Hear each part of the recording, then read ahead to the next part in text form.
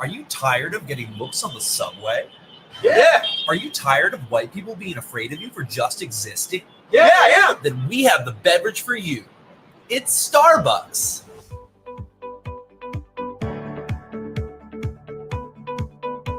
Black people are usually frightened. But then I saw the Starbucks cup and thought he was around white people today. Look, it works. White people will sit next to me on the bus now if I take my hood off. A black guy was walking behind me on the sidewalk today, and I wasn't even scared, thanks to Starbucks. We only use the freshest beans, and white people will be more comfortable around you.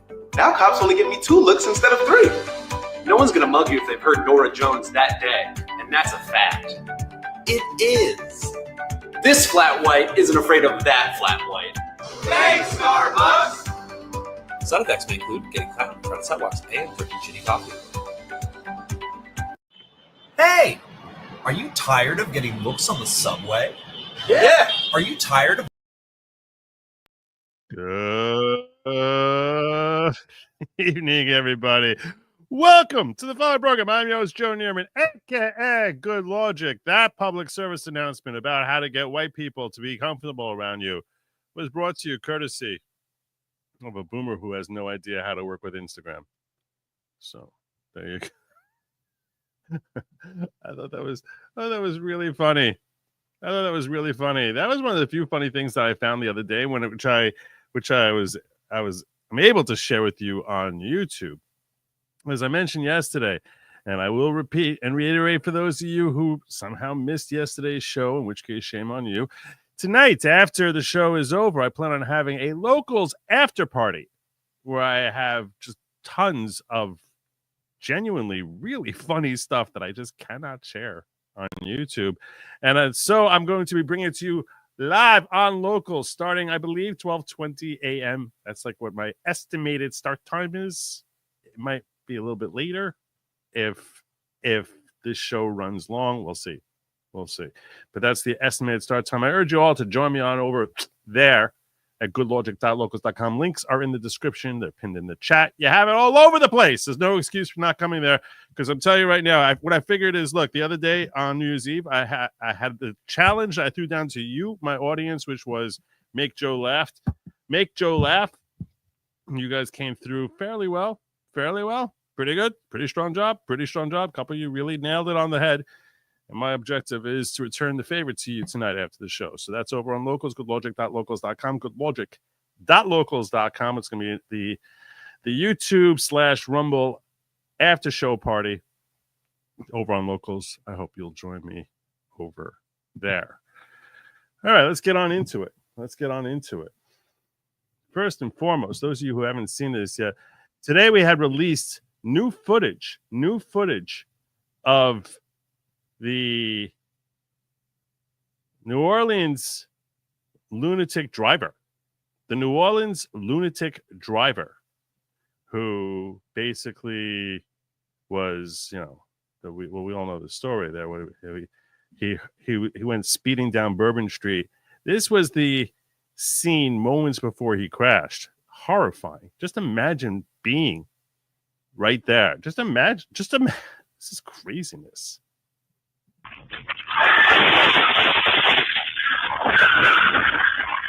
Wow, that redhead almost died.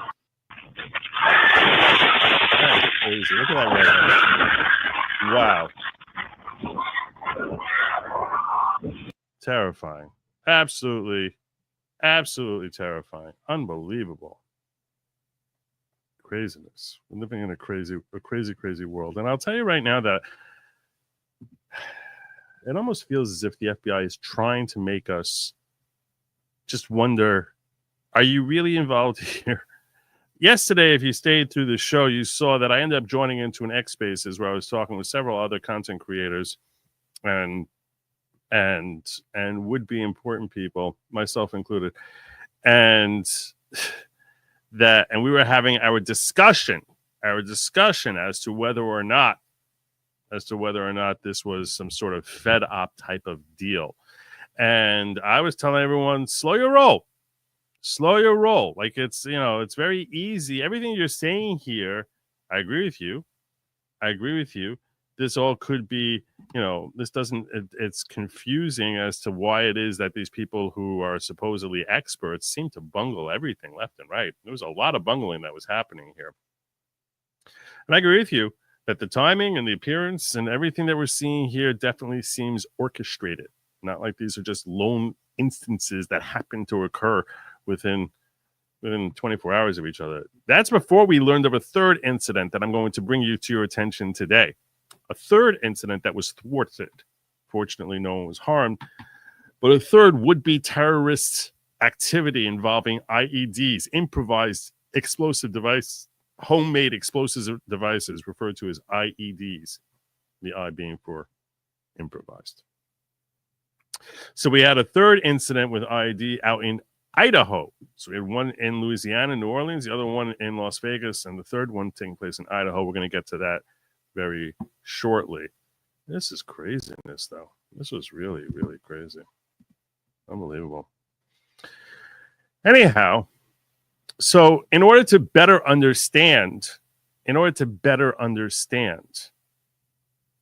what was, any potential idiosyncrasies and why it is that so many folks are starting to point their fingers at the FBI. Well, first we had that woman, that nose ring woman, who came out yesterday, and she was, what was her name? Where was it? I have it here somewhere. Let me pull this up for you here. Nope, that's not it. That's not it. That's definitely not it. Is it here? It's hiding here. This might be hiding here. It could be hiding here. And no, I'm not going to find it here.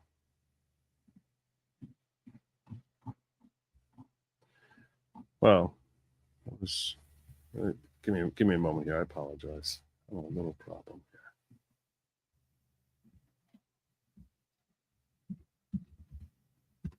What is it doing there?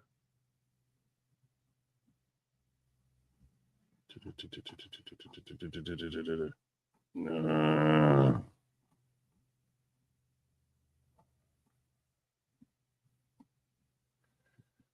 Why am I drawing a blank on her name? God.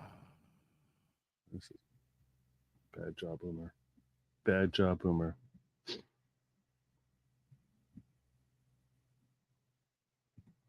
Try one more thing.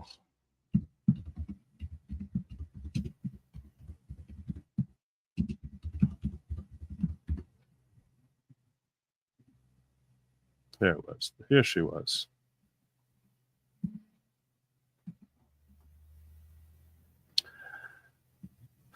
Thea Duncan, that was her name, the FBI agent. Gosh, that was way too long. I apologize to you all for that. I thought I had it here, and I don't know where it disappeared on me. But no, I resurrected it. So as reported by the Daily Mail, the FBI agent in charge of providing updates on the New Orleans terror attack apparently took her nose ring off after being slammed for it online.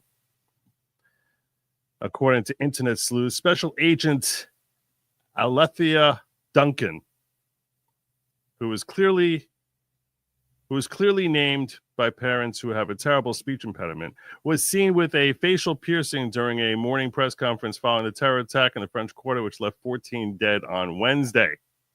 But by the next press conference, Duncan appeared without nose jewelry. That wasn't what freaked people out. What freaked people out, here she is giving her stupid little press conference. Definitely going to get an ad, right? This is totally going to be an ad. Yeah, there you see. There you go. For FBI New Orleans. As Chief Kirkpatrick said, we'll be taking over the investigative lead for this event. This is not a terrorist event. Not a terrorist event. What it is right now is their improvised explosive devices. Improvised explosive devices, not a terrorist event. This was the first statements that were made by definitely not Alesha or Alicia. It's Alethea. Alethea? I don't know. I'm blaming a speech impediment. That was found, and we are working on confirming if this is a viable device or not. As Chief Kirkpatrick said, we're asking everyone to stay away from Bourbon Street, specifically from Canal Street to St. Anne. Yeah, so that was the lead investigator there, whose internet sleuths noticed was in complete disregard for FBI regulation, had a nose ring, which she later removed after she got blasted for it. It wasn't simply the nose ring was not the issue. This is the thing that people are kind of disregarding. It's not that she's a nose ring. It's that her disregard for FBI protocols and then coming out there and saying something that the FBI never should have been saying led the social media world certainly to say, are these people serious about their job or not? For crying out loud, there's an ISIS flag on the back of this guy's truck, and you're just jumping to a conclusion. This is definitely not terrorist activity. It's just he's a fan of ISIS. He happens to be a fan of ISIS, but that's just, that's not anything. That's not anything. Where would you even get an ISIS flag? Is that available on Temu? Can you get that on Temu, an ISIS flag? Can I go into Amazon? Let me do a search. I want to do a search Amazon for an ISIS flag. How do you even get an ISIS flag that you see someone who managed to get one and just assume this is not at all a terrorist flag? It's because there's no way they believe that someone planted the flag afterwards, because it's not like people are walking around with that. I'm going to do a quick search here. Can I find ISIS flag over here? Is there an ISIS? Am I going to get me an ISIS flag here? See, I do a search on Amazon here. ISIS flag. No, you can't really just get your hands on one of those. You can't. It's not so easy. It's not so easy. I don't know if he's took up like knitting or something. It's not easy to get your hands on an ISIS flag. It's just not. But this guy had one in the back of his truck. We don't assume that has anything at all to do with his completely crazed terroristic activity. That's the FBI's initial conclusions, which were later debunked and exposed actually by our own corrupt President Joe Biden, who admitted that this was terror activity. But the point to the whole nose ring fiasco here is, what is going on here? Who do you have? You got some teenager I don't know what's happening. This person doesn't seem to take FBI protocol seriously, coming out here and making statements that no FBI agent should ever be making.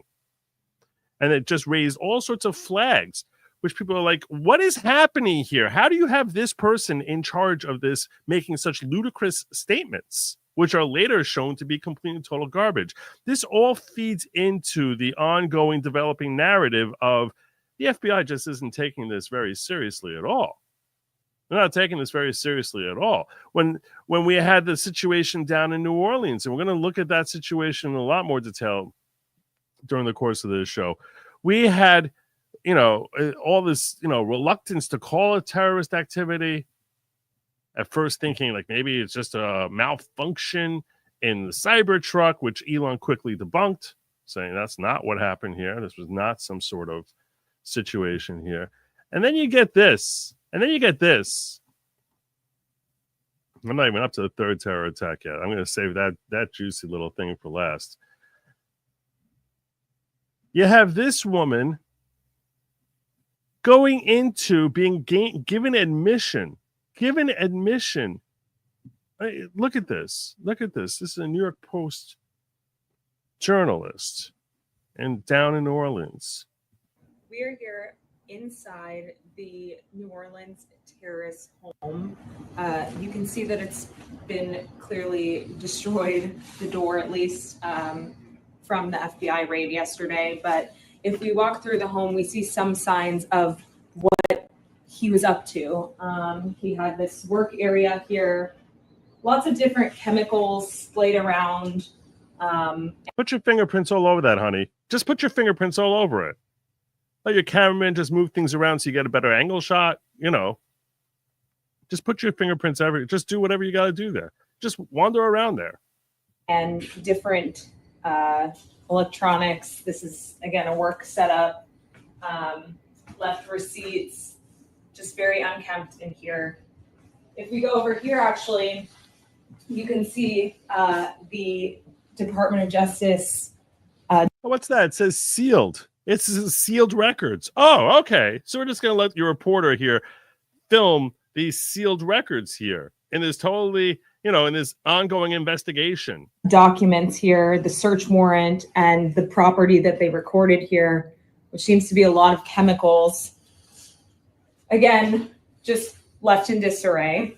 There's a bedroom back here, and what appears to be his collection of religious materials, his Qurans, an open Quran with a passage there. Well, I definitely agree that this is newsworthy. If you're in the New York Post, I would want to get this scoop. I would want to send a reporter in there. Of course, if I was some sort of legacy media or any sort of media enterprise that had reporters all over the country, I would certainly love to get a reporter to go in there. The question is, why is the FBI giving her access? I mean, this is interesting stuff. This is definitely interesting stuff. Why? What kind of FBI? They still have sealed indictment records around there. She's like telling you, "Oh, look over here. There's a chemical stuff here that he has here. Here's his Quran. I'll go flipping through his Quran, as well as even the Bible here, but mostly books on Islam and his prayer rug just to the left of me here. And if we go back, there's another bedroom here. You can see he left all these belongings, contact lenses, personal belongings, bathroom. This seems to be some sort of workspace again with other. Why don't we just let her tear apart the whole place? Let's have her go leaping through the closets. Well, I don't understand what's happening here.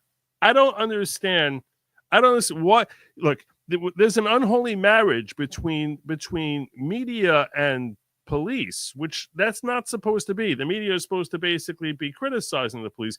I don't understand what's happening here. This makes it, the fact that she's in here with her cameraman, that they're in here filming all this stuff, just feels so psyop to me. It makes it feel so like something here is just very, very wrong. There's something wrong. Or the FBI New Orleans is just as incompetent as imaginable. I just don't understand what's happening here. Chemicals here, the light's still on, some kind of station set up here. We're not really sure what that was for. In what we can assume was also a bedroom. You can see clothes left here. There's his kafia, so you know that he's basically been hanging out with a whole bunch of college kids. And just a sign that someone was here up until those last few moments. I'm guessing it's kafia. I don't know that it is. It's when neighbors said he left just before the New Year's holiday, saying he was done with his lease. It was up, and he was on his way to New Orleans, where he would live there. Didn't take any furniture because he said his new home would be furnished. That's all we know so far. You tell me. Do you have any thoughts? Why is she being allowed in there? Why is this happening? What is happening here? It feels very, very uncomfortable. It feels very uncomfortable. And this isn't even, frankly, the New Orleans police. This is in Houston. This is the Houston Police Department. I don't know what's happening here. This doesn't seem very police. This doesn't seem like your typical police work type of thing.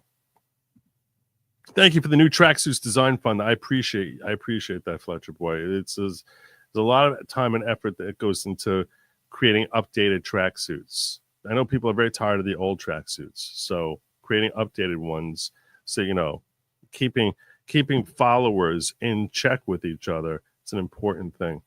I blame MSNBC. Bet they all watch and believe. Could be. Shows an F to FBI not securing the property and maybe some plywood over the door. I mean, I don't know. Maybe keep rats out. Something. It's very weird. Dinkrat reminds me when CNN showed up to Roger Stone's house before the FBI did search a warrant for his arrest. That was the first thing I even started writing this. I started writing the same thing. In fact, I was like, I think it was CNN that was at Roger Stone. I'm pretty sure it was CNN. I even checked Grok to ensure that it was CNN that got the scoop on it. There's not supposed to be a marriage between the police and between the executive agency of government and the fourth estate being the media that's supposed to be keeping in check. That is a very unholy alliance. And when their interests are aligning, much as Tank Rat is pointing out here, when their interests are aligning, it feels as if this is not justice being done. This is a dog and pony show for the public. That's why I'm starting with this. I'm not saying that, and I want to be clear here, I'm not saying that he's not a terrorist. I don't know what he is. I don't know what his story is. I'm not saying he wasn't influenced or turned or completely controlled by ISIS. It's very possible that he was, or some other fundamentalist agency. The point that I'm getting at here is that this merger between the police and the media is not the way things are supposed to be operating. And when they are operating this way, it gives a feel to we, the public, like this is not a genuine investigation. This is a matter of trying to sell something to the people. Here are the police doing their work. Here's where they raided.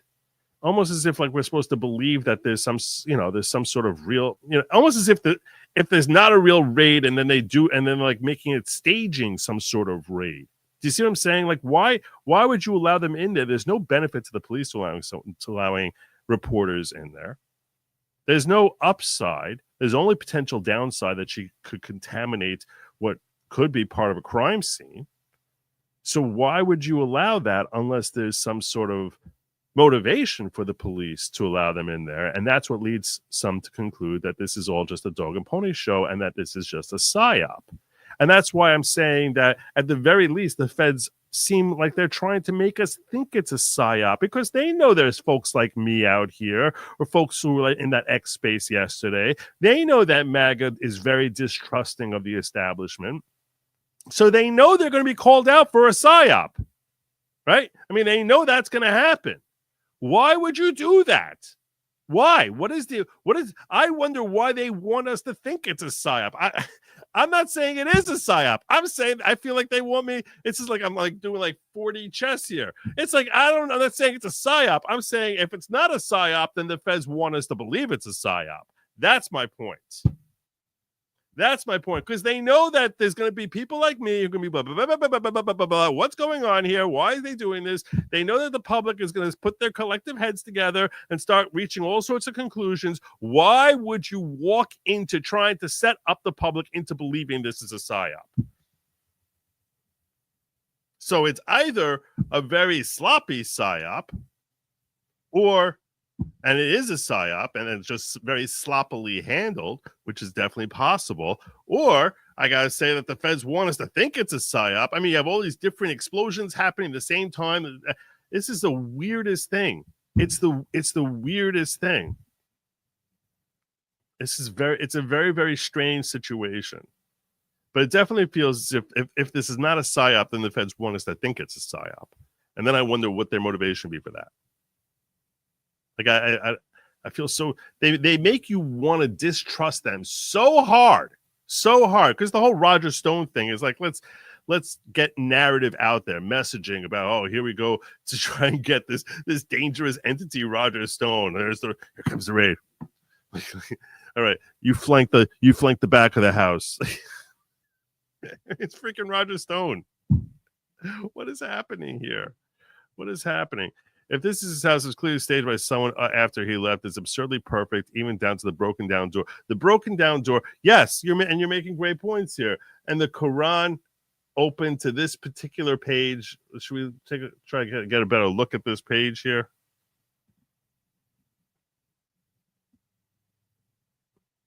The Quran is open. This is all in Arabic. Even it's a transliteration in Arabic. So here are his chemicals left around. I mean, that's what she starts with. Oh, look right here by the front door, all the chemicals, right? In case you don't have to look too hard. You don't have to look too hard for the chemicals he was using here to make his whatever IED he's trying to set up. No. It's right. We walk through the home, we see some signs of what he was up to. He had this work area here. Lots of different chemicals splayed around. First thing, right by the front door. This way, you don't have to. In case you're put off by. In case you You don't make it past the first 30 seconds of the video. You can see the chemicals right away. This feels so corrupt. It feels so dirty, and something is, I don't know what the hell is happening. Nothing to see here, Joe. Liz Cheney was awarded the presidential award today. I'm going to pause and address this right here. Okay. I'm glad she was given the award. Liz Cheney and Benny Thompson being given, I don't know, the second highest award that you can give to a civilian. Not the presidential. What's right behind that? She was given some stupid high award. What for? For her work on the J6 committee. That's why I made reference earlier to the most corrupt president in American history. And I wrote this on X, giving an award to the most corrupt members of the most corrupt House committee in American history. I mean, it's unbelievable. It's unbelievable. Right after it, it's almost like they're like, yeah, we want you to know we're very proud of the corruption. We're corrupt and we're very proud of it. That's America in the 2020s. We're very corrupt and we're very proud of it. It's the exact same thing as Let's Go Brandon and fiery yet mostly peaceful. We know you see through it, and we're proud of the fact that you can see through it, and we have the audacity to do this. This is a man who gives no Fs. God. Thank God there's less than 3 weeks left to this. But it's the perfect statement about this entire corrupt administration, that they take members of that committee that was illegally formed, didn't comply with its own resolutions in its formation as to who it is that was going to serve in this committee, broke every rule in the book, completely shattered any norms of decency of actually trying to give a fair representation of truth, and instead gave the most slanted, ridiculous perspective, replete with lies from people that they knew were lying, and put up there in a dog and pony show. That was a genuine dog and pony show for weeks. Suborning perjury, tampering with witnesses. Liz Cheney herself, known and exposed to be tampering with witnesses, and he's like, here is your medal for being such a bald-faced liar. Yep. Simulation ain't what it used to be. Maybe we're just better at seeing through it. Clarissa 2.0. I was waiting for her to find a Syrian prisoner in the back room. Police didn't take chemicals as evidence. Okay, yeah, of course not. Why would they? Why would they take chemicals as evidence? That ship sailed decades ago to me has been an army executive since the early aughts, at least. I think probably more than that. Here's one for the rabbit hole. What do you think that the feds made these guys into extremists? The feds were 3/4 of the planning of the Whitmer kidnapping plot. And that's possible. That's possible. This is what you know what? This is why, like, having Kash Patel as the head of the FBI, I'm hopeful that, like, most of his work as head of the FBI is finally pulling back the curtain on all of this crap. Finally pulling back the curtain and saying, hey, we've been going through our FBI records, and this is what we learned. This is where the Whitmer plot was staged from the get-go. This is where this terrorist attack was 85% Fed, 15% lunatic who got turned by the feds. I would love. That's what we're all waiting to see. That would tell me that we're finally getting to some truth. That we're finally getting somewhere. That would be a sign. I'm telling you right now. I can't wait. I can't wait. I'm really hopeful that Kash is going to come through for us. I'm really hopeful. Mainstream media somehow can't believe the public stopped believing them and doesn't trust the federal government. Yeah, it's weird. It's weird. You don't trust us? She had a sound guy, camera guy, and a director. It's insane. It's insane. Hey, Matt, are we surprised that even the cyber department has been infiltrated by idiots? I guess maybe not. Maybe that's what it is. Maybe the feds have their PSYOP department, and they're all DEI hires, and that's why they're like, oh, we didn't realize that people would have questions why a reporter got in here. I like that each hobby had their own distinct station. Every hobby buys multiple of the same tools. Can't use my car wrench in my motorcycle. I didn't notice that. Now I want to check that out again. Let me see that. Now this is an interesting observation by Ressler. From the FBI raid yesterday, but if we walk through the home, we see some signs of what he was up to. He had this work area here. So here's lots one of different workstation. chemicals This is splayed my around, chemical station. and different electronics. This is again a work setup. Left receipts, just very unkempt in here. If we go over here, With his ID conveniently left right there. If you see here, if you see over here, right over here, see that? With his ID, all his cards conveniently left right there by the front door too. left receipts, just very unkempt in here. If we go over here, actually, you can see the Department of Justice documents here, the search warrant, and the property that they Let's see how much of recorded that here, the search warrant. See how much of this sealed record we can read. You're commanded to execute. I'll make this bigger so you all can see it a little bit bigger with me here. You're commanded to execute this warrant on or before January 15, 2025 in the daytime or at any time of the day is what's checked off there. And why this is sealed, I don't know. And they don't show us the affidavits, so we don't get to see that. And that was signed at 6:58 p.m. yesterday in New Orleans. In New Orleans. Isn't this in Houston where they are? It is in Houston. This is federal court. United States District Court. So federal court, they would have authority to give a search warrant for premises in Houston from Louisiana. That's interesting. Right. Warrant and the property that they recorded here, which seems to be a lot of chemicals. Again, just left in disarray.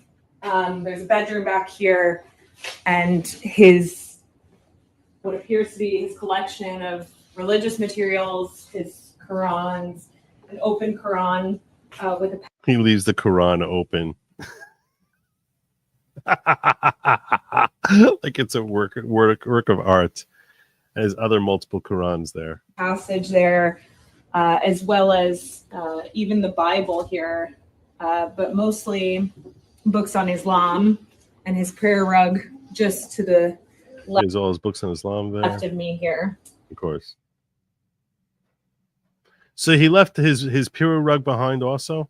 Really? He left that rug behind? He's not using it to pray when he goes to Louisiana? He left that behind in Houston? He leaves his Qurans behind? Because she said, like, he's not coming back here. He wasn't planning on coming back here. So what is happening here? What is happening here? Why is he leaving all this? Why is he leaving what looks like a very expensive-looking Quran? Why is he leaving this behind? Why is he leaving all this stuff behind? Who would leave all this behind? I don't understand anything that's happening here. This is his prayer mat over here rolled up. Well, why is he doing that? Why would he be leaving all this stuff behind? Does anyone have answers for me? Here. And if we go back, there's another bedroom here. You can see he left all these belongings, contact lenses, personal belongings, bathroom. Uzelian says Joe the door seems to be broke the wrong way. Outside doors go inside, not to the people on the outside. I think it was just off the hinges, I think it's just off the hinges. I'm trying to do a better job with the ghetto. Yesterday, in case you missed it, yesterday was a big day in good Lawgic on Rumble history. It was because I made it to the second spot on editor's pick of videos. Thank you to whoever was that shared that with me on X. It's the number 2 spot right behind Russell Brand. Eat that salty cracker. Eat that Viva. I don't know how that happened. I don't know what happened. Maybe it was just my dad is very popular. That's possible. The internet seems to have a lot more love for my dad than they have for me. Not that I'm complaining.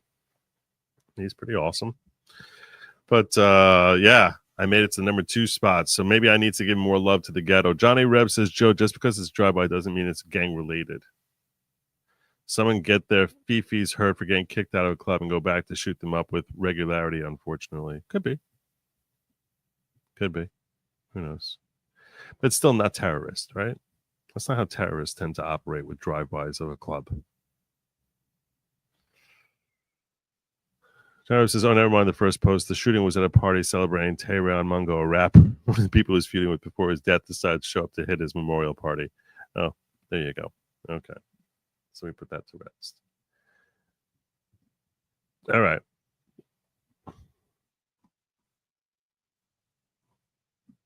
Let's go forward here with this really weird video report. This seems to be some sort of workspace, again, with other chemicals here. The light's still on. Some kind of station set up here. We're not really sure what that was for. In, what we can assume was also a bedroom. You can see clothes left here, and just a sign that. Why would he leave clothing like this? And he said this. Didn't she say he's not coming back? Was I confused about that? Someone was here up until those last few moments when neighbors said he left just before the New Year's holiday, saying he was done with his lease. It was up and he was on his way to New Orleans where he would live there. Didn't take any furniture because he said his new home would be furnished. That's all we know so far. So I guess, okay, so perhaps if you want to try and give some more legitimacy here, you want to try and steelman the position of the people who are saying, no, this all makes sense. This is not like some psyop. And I want to do that because I don't like jumping to conclusions that something is funky. Okay, because that's a way to embarrass yourself. And I never want to find myself in that position. It's possible. It's possible they're saying that he left. And so in that case, he just told people he's moving to New Orleans. The reason all that stuff is out and about like that, the reason he would leave his prayer mat behind is because he knew when he left that he was going on essentially a suicide mission. So why would he? And it wasn't really moving to New Orleans. So that would be why I guess the prayer mat would still be there. That would be why the Qurans would still be there. That would be why all that stuff would still be there, because he didn't actually move out, but that he was just, that's what he told his roommate or whomever it was. I want to take a look at this door. This door,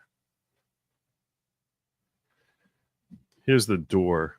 That's what someone mentioned should be inward, not outward. And that's true. You would think it would be bashed inward. But if you look at the damage to the frame here, it does look like they bashed inward. This does look damaged. Like you can see how the it's not called the lintel. What's it? The post here. It looks like it got ripped apart when the door was bashed open. Right?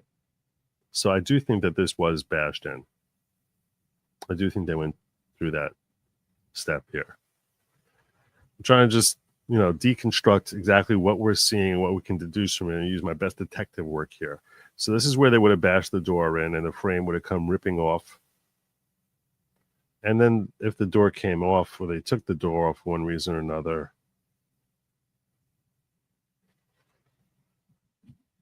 I think this door has been removed from the post. You can see it's hanging on a funky angle. So the lock seems like it was knocked out.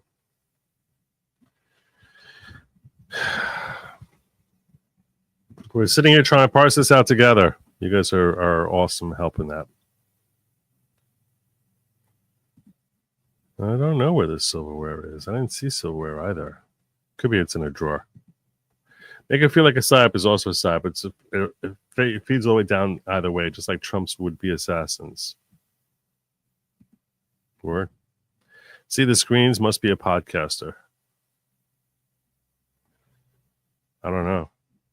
Deep State really thinks shallowly and is plotting with all his terrorist scheming right before Trump takes office. Yeah, I know. And the timing of it is just not at all very transparent.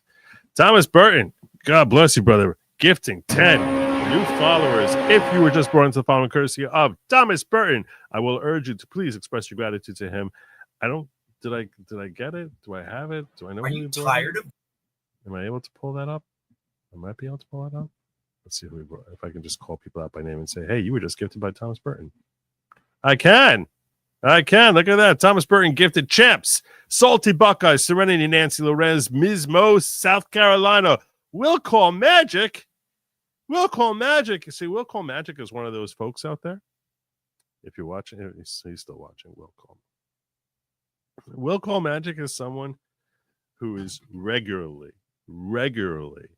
is a very big fan of the show. He's awesome. I appreciate your support and that you're here on like pretty much a nightly basis. He's not a super chatter. I don't know if he's ever super chatted. He may have. I don't recall. But I do know that he's here night after night hanging out here. And I just wanted to tell you, Will Call, that I appreciate your presence here on such a regular basis. God bless you, brother. So, and I'm very pleased. You did a good job. You did a good job, Thomas Burton, in hitting Will Call Magic. Dumb Beard, Samantha B, Abs Fifi, and Sherry Lou, who all of them gifted memberships into the following, courtesy of Thomas Burton. God bless you, brother. Please remember that I am not. I said not. Joe is not the leader of the following. I'm just a host. Just a host. What happened to the drones? This is all BS. Obama's birth certificate was bogus and Biden's election was bogus. Freaking deep state scheming. I agree with you, by the way. And I've said from the day we first saw Obama's birth certificate, I was like, that looks like crap to me. I don't believe that. I've never believed that birth certificate, not for a second. Not for a second. Everything about it. And I don't jump on conspiracy. I was like, everything about this looks wrong to me. The burn buckets and paper shredders are running 24/7 until January 20th. Probably. That's probably true, Fletcher. Sherry Reed, with the charges they put on Trump to make him a horrible person, would they want Americans to regret voting Trump and with eventually turning tragedy as his fault? Hopefully you get what I'm trying to say. Yeah, I do. And this is consistent with what we saw. It's consistent with what we saw. That like this is what we saw with the great health scare of 2020, right? It's like let's burn it down so that people are not happy about Trump being in power. Everything we can do to make people dissatisfied with Trump being in power is basically a subversion tactic that you would expect from communists, right? So it could be, and that would be a reason that you would try to do something involving an Elon vehicle right next to Trump Towers to sort of make it clear, hey, this in case you're confused why we're doing this, just know it's because of MAGA that we're doing this. I was told this place was a dump. What is she wearing? I don't know what she looks like she was going to go for like yoga, right? I mean, that's what they call those pants, right? Yoga pants, I think. I don't know. I'm not into women's fashion. Why wasn't all that crap banned and tagged like real investigators do? All BS. Yeah, these are good questions. Why wasn't it bagged and tagged? All items perfectly arranged like a jewelry showcase. Yeah, it's almost like, okay, so we laid it out to take pictures of it. The FBI laid it out to take pictures of it, which is possible. You would think that could happen. And now before we actually remove the physical evidence, we're going to we're just going to let this reporter come roaming on through here. Joe, look up limited hangout in reference to intelligence community. It's to scoff and discredit us later. Interesting. I'm so confused why they left the chemicals behind. Shouldn't they have seized those tests and find out what they are, match the signatures, etc.? Adrian, I don't know what to tell you. I mean, this is what we're exploring together. If you plan on dying, why take anything? Right. Okay. And that's what I said. That could explain why he would leave it behind. She said, everyone here thought he was moving to St. Louis, maybe to New Orleans. So maybe that was just a lie he told his roommate. And I can accept that. As being a thing. Big ups, Lawgic and fam. Stay vigilant. Thank you, brother. If the police FBI searched the place, why is it not tossed? They didn't check the books or drawers, or the cops usually search and put things back neatly. I guess that's what they do in Houston. They search and put things back very, very neatly. She does have an American flag hat. I want to be clear. I don't think this woman is the enemy. I think she's doing her job. You know, I don't have any problem with her on a personal level or even professionally what she's doing here. It doesn't seem like I said, if I don't even blame the New York Post. If I was the New York Post and I had a reporter down in Houston who had access to go into the place there and film it, I would send them in a heartbeat. I'd be like, God bless you. Thank you. But the question is, why was the authority granted? That's the real question. I'm assuming she just got done with her yoga class, right? I mean, it was like, hey, we need you over there in 15 minutes. And she's like, but I'm not dressed. I'm not dressed for that. I'm going to yoga. She even got her fanny pack on the side there. This is like they literally called her. They got like while she was in the middle of she was running an errand somewhere and then going to yoga class. And then she's like, all right, I go where the action is. Hasn't been looted yet. Yeah, because the police are right outside. Sorry, I can't answer any of your questions too early. We don't want to interfere with the investigation. We'll have CNN crew trounce through the house 3. Yes! Yes! Yes! Yes! Yes! Exactly this. Exactly this. Yeah. I can't answer any questions, but don't worry. We'll send you video of the interior of the house. What? Liberty Hangout with worth a look. Funny but sad interviews. Liberty Hangout. Liberty Hangout. A lot of you may be shocked to hear this, but for the last 3 years you've been watching my videos, I was an atheist. But that's not the case anymore, and I want to open up to you guys. I can't. This is pulling me afield from where I gotta go. It's pulling me afield. Aaron says, folks who are death wishy don't care about their stuff, maybe. Right. I will tell you this. This is the thing here's the thing. Here's the thing that's a little interesting to me, okay? Religious people, I know this is true of religious Jews, and I assume this is true of religious people of any faith, whether they're Jewish, Christian, Muslim, or any other faith. They view their religious artifacts with a certain type of reverence, right? I mean, and that makes sense. The same way a baseball aficionado would view a signed jersey with a certain type of reverence. You would treat it with a certain level of respect and things like that. You would sort of like, you keep them safe. Now, you could put them on display. That's true. You could put them on display, and maybe he would leave them. I don't know. I had a direction I was going with this, and frankly, I kind of lost my train of thought when I was just. I'm not surprised to see a stand in a religious Muslim's home, a stand with a Quran, a fancy Quran, or maybe it's open to some passage which has meaning in it. It does feel very convenient, though. It feels very convenient. FBI raid.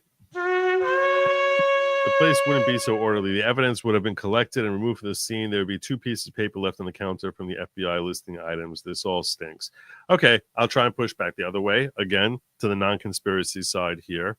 The scenario that we're dealing with here is not a scenario where there is an exigent circumstance. There's no emergency that's pending here. You're not prosecuting this person for any crimes. He's dead. So in that sense, perhaps there's a certain lack of concern. If they are of the opinion that he was a lone operator, in that case, all of this evidence is not going to be used for anything. It's more historical because the guy's already met the ultimate punishment for his crimes. So if they're of the perspective, I'm trying to steelman the argument here because this is a stupid initial perspective to take, and I understand that. Don't say, Joe, why are you such an idiot? Why are you being such an idiot about this? I'm not telling you what I believe. I'm trying to give you the other side of the coin. So if you believe that he's a lone wolf operator, In that case, you could say there's no one to be prosecuted by anything that we're going to find here, so we don't need this evidence. But the flaw in making that type of argument, in case you're someone who's on the side of the establishment and you want to make that type of claim, is just yesterday Biden admitted that he's working for ISIS. So you know he's not a lone wolf operator. And if he's not a lone wolf operator, it makes sense that perhaps someone from ISIS was, I don't know, in that apartment at some point. There could be notes there which tie in to who it is that was his contact, how he's contacting them, things of that nature, things that might have been left behind by Jabbar. So yeah, this should have been handled with the utmost professionalism, and instead of feeling professional, it feels staged. It feels like it's just very convenient with his little workstations, and here's my chemical section, and over here is where, over here is where I've got my second workstation for my other hobby, and my other hobby of building explosives. And there's my Quran section over here, my bookshelves. It's very organized, very organized. Isn't Fort Bragg where men talk to goats, aka MK Ultra? Oh, we're gonna get to Fort Bragg soon. Mistress Meg says, for the goal and more cheesecake.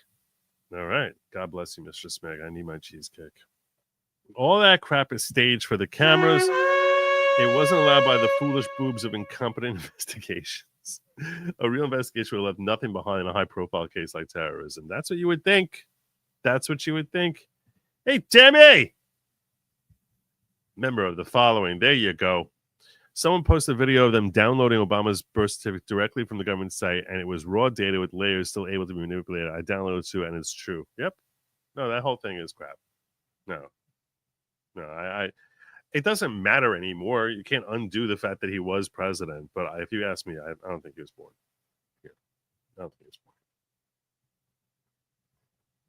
born. It's sort of like, all right, it's something that was illegal. He got away with it, and there's no reason to keep talking about it. Because you keep talking about it, it's like most people will think you're crazy when you say it. I know that most people, if I get clipped on this, there are going to be people saying, this crazy person is still a birtherist. And it's like, no, I'm not a birtherist saying like he was. I'm just saying I don't believe it's true. I'm not trying to say he wasn't president. He was president. I simply say he cheated the system. He wasn't supposed to be in there, and he got in there. Now I'm going to sit here fighting this fight for what? When it's not going to change anything. But I'm just saying, as far as what I believe, do I believe that those are real birth certificates? No, I don't. There's nothing you could do about it. But that's my personal belief about the circumstance. So, hey, Joe, you're still my top 25. Top 25? Gal Gadot is still ahead of me. Not much I can do about that. Probably not. I think I'm probably okay with that. If you had a similar type of feeling for me as you likely have for Gal Gadot, I would feel much more uncomfortable about this whole thing. So I'm good with that. We're good. All right.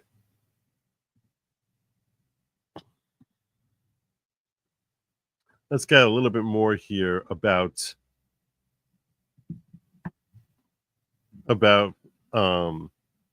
Shamsud Din Jabbar from Daily Mail here. A little more background here. Prayer mats, an open Quran, and a dartboard. Items ISIS supporting New Orleans terrorist Shamsuddin Jabbar left behind a squalid Houston home. I wouldn't call that squalid at all. I don't know why Daily Mail is calling it squalid. That's an adjective I would not apply to that because it looked pretty clean. The man who brought terror to the streets of New Orleans left behind dozens of religious items in his dilapidated Texas trailer. Shamsuddin Jabbar told neighbors he was moving to a furnished apartment in the Big Easy, so he didn't need his belongings. But along with the cheap furniture he abandoned in the trailer was a Quran, prayer mats, and a book on Islamic banking and finance. The book, The Art of RF, Riba-Free Islamic Banking and Finance, purports to take a modern American approach to incorporating Islamic financial principles into banking and investment techniques. Riba, charging interest on loans, prohibited Islamic finance and is considered an unjust gain. Yeah, it's interesting.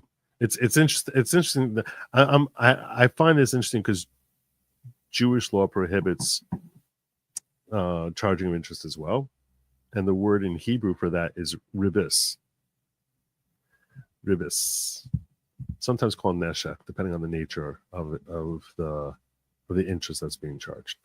But that's why I find it interesting when there's such similarity between Arabic and Hebrew, and interesting the Quran mirrors what Torah has with respect to prohibiting interest loans, which I always thought that was designed to promote a familial type of thing, as saying you can't charge interest from your brother.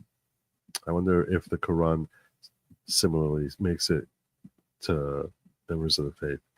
When DailyMail.com visited the home on the eastern edge of the Heritage Valley section in the city early on Thursday. Wait, what? You visited the home also? What? You visited the home also? When they had the whole freaking media parading through there? When you visited the home, the front door was closed. When we returned later in the day, it had been kicked off its hinges, allowing the world to see in. What the heck is happening here? What is happening? How many people came traipsing through Jabbar's home? This is insane. This can't. This is what I mean. They want us. They want us to be saying, what the hell is happening here? They want us to think this is a psyop. This makes no sense.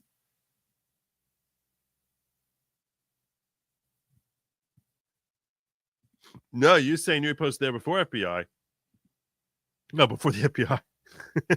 I was saying Daily Mail. That's pretty funny. It makes no sense. Some FBI person, Mr. Calling is a TV scriptwriter. How many people went through there? How many? I don't understand anything about this. Nothing makes sense. Nothing about this makes sense. Jay at Schwalbach over in the ghetto. Dropping 25. What if there was an active IUD left in the house? If it went off, it would be a total mess with her menstruals. I thought you typed it on IUD. And then there you go. Stretchy pants were not protected her. FBI trashes houses. Something. Yep. Something is funky.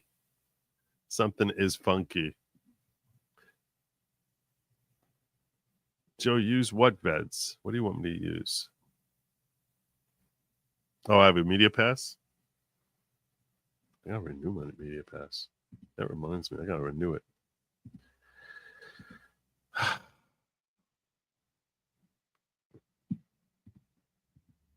Anyhow. So Jabbar plowed his pickup truck, we all know, into Bourbon Street in the early hours of New Year's Day, killing 15, injuring at least 35. So we're up to 15 now. He was shot dead in a gun battle with police. He's been open and marked Islamic terror group ISIS and had a group's flag flying from his vehicle. But that didn't help Alethea figure out that it was a terrorist attack. And his home in the largely Muslim neighborhood in North Houston shows the devotion to Islam. A copy of the Quran was left open on the easel next to a vase of fall flowers. Other books inside the home include a 7-volume set known as the Islamic Library, including a book titled The Sealed Nectar, a comprehensive biography of the Prophet Muhammad, and several pamphlets on comparative religions. Although the home was disheveled, it was clean. Yeah, of course it was disheveled. The FBI had been there, unless you were there first. The home gives the impression that Jabbar left in a hurry. Were they there before the? What is happening here?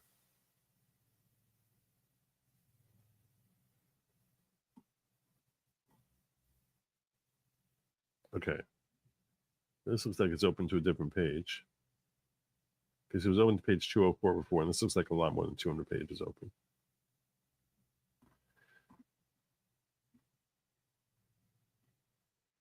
On the floor below his desk was a portable filing box. While the place looked ransacked, it was clean. Well, were you there before the FBI? Outside his trailer is an area where they stored outdoor items through a cabinet door, inside which you could see several cans of spray paint. According to a neighbor, Jabbar left his house just hours before he went on his New Year's Day's rampage, saying he's moving to New Orleans for a better job. Muntaz Bashir told the New York Post that Jabbar had left just hours before his 3:15 a.m. attack. Does this look the same as what? This looks a lot sloppier. I don't know what's happening here. There's the spray paint. The area is mostly rentals available to tourists traveling the holiday period.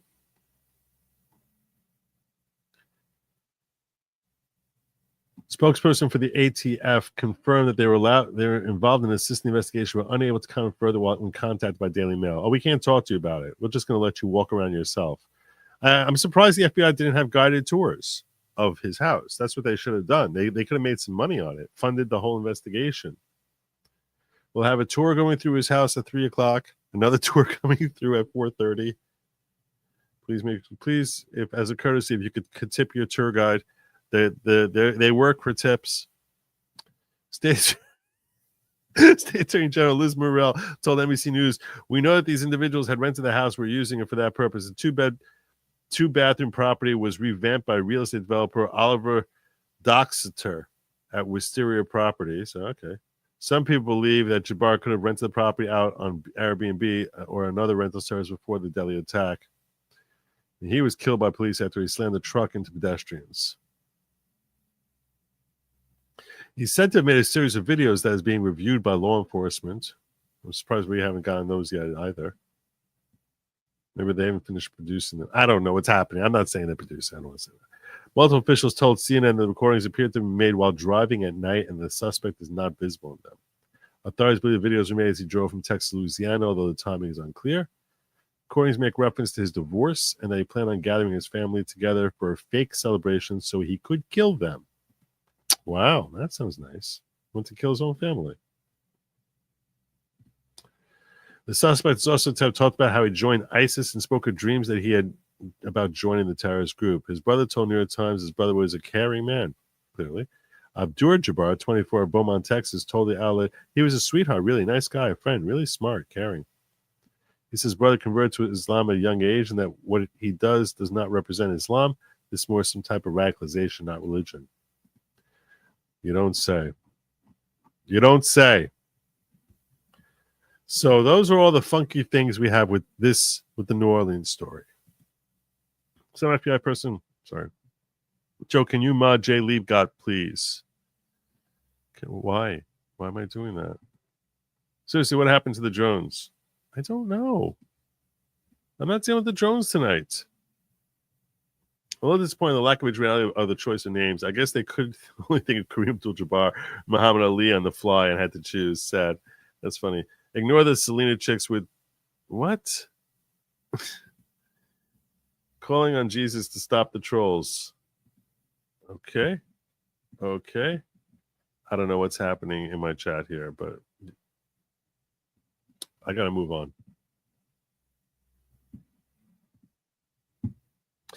So we go from New Orleans all the way over to Las Vegas. Let's go on to Las Vegas. What do we know about Matthew Livelsberger? Okay, so I don't want to review a lot of what was covered by Robert Gouveia. I saw that on his show tonight. He spent a long time going through this Daily Mail article. I do not want to review that because I think I probably have a great deal of overlap. And even if you didn't watch it, I'll give you the nuts and bolts of what he said, what he covered here. And not that I didn't watch the entire thing, but what I can assume he covered. And I saw that he definitely spent some time talking about this Daily Mail article, which is breaking down how he loved Trump and the army. Oh, yeah? Did he? Did he really? Because apparently he appears to be a very big pro-Ukrainian support. So there's that. Posted social media shows Matthew Livelsberger appeared to show support for Ukraine in a 2016 photograph. Livelsberger suspected blowing himself up inside a Cybertruck outside Trump International Hotel in Las Vegas on New Year's Day. I don't think he blew himself up on purpose. My gut is that he bungled it. Investigators are currently working on trying to determine whether the Las Vegas attack could be politically motivated. One person was killed in the attack, believed to be the person behind the wheel of the vehicle. That was Livelsberger himself. He was named as the dead man inside the explosive-filled Cybertruck that went up in flames. In a post on social media, a user posted a picture of Livelsberger that was taken from a Facebook account of a woman who's believed to be or have been Livelsberger's wife. Picture appears to be taken in 2016. Shows what's believed to be Livelsberger wearing a T-shirt that reads "Slava Ukraini," which means "Glory to Ukraine" in English. I guess they don't want to give us. Oh, that's what this thing says, Slava Ukraini. All right. Well, this is a story that he had covered. Here's the suspect, Matthew Livelsberger. Big Trump supporter. Big time. He just happened to be blowing up a truck right outside Trump's hotel. Big time Trump supporter.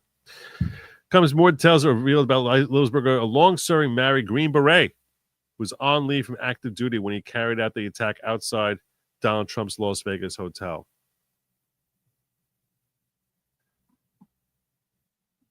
He used to have patriotic stuff on Facebook. He was 100% loving the country, it continued. He loved Trump and was also a very, very patriotic soldier, a patriotic American. One of the reasons he was in Special Forces so many years, it wasn't just one tour duty. He added the amateurish construction explosive device in the Cybertruck was curious to him, as he knew this is all from his uncle. His uncle, Dean Livelsberger, was telling the Independent this, saying that it's curious because he's a very skilled warrior who would have been able to make a more sophisticated explosive. So why is it that he's making something that looks like Peter Brady put it together? Like, why does his explosive look like, some sort of a mud volcano? What's happening here when this guy's supposed to be more of an expert? Very strange stuff.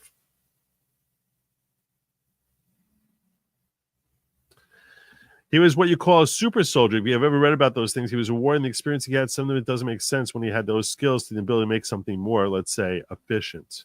Yeah, why would he do such a poor job? His skills were enormous from what he had been taught in the military.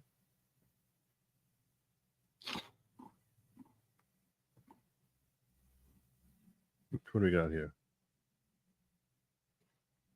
So we can follow the route of the Cybertruck. Let's do that.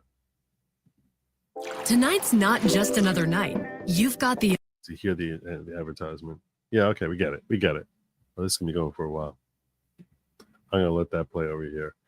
But it's very, very curious why it is that a person who is supposedly... Whoops.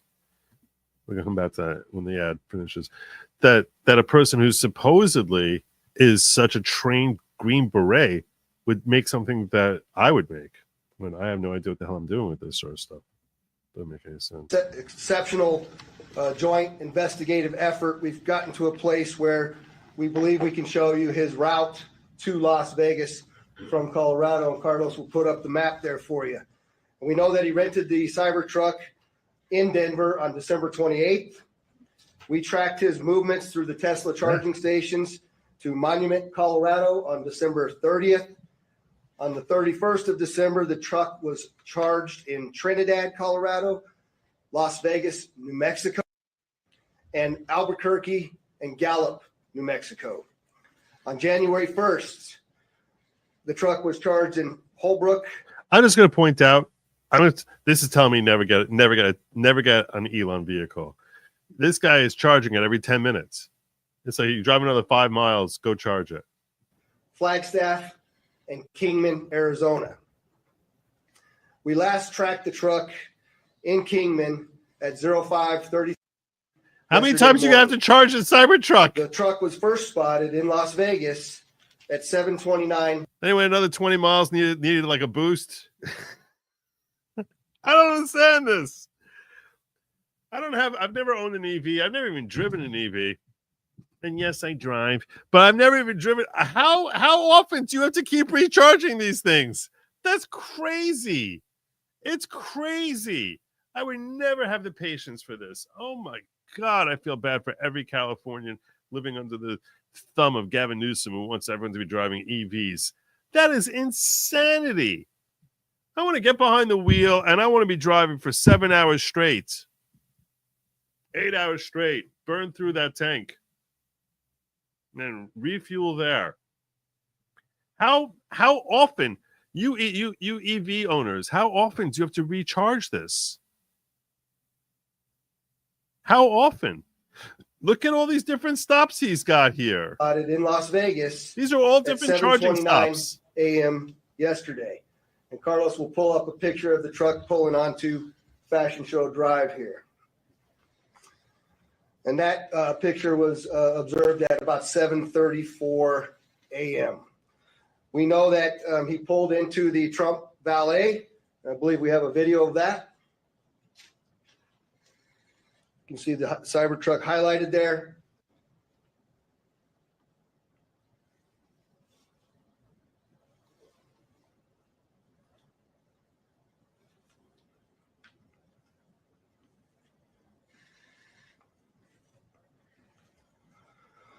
So through extensive surveillance video, we were able to track him leaving there, and we know that he went to several different places along Las Vegas Boulevard, and he spent some time in a parking lot of a business near Flamingo and Las Vegas Boulevard.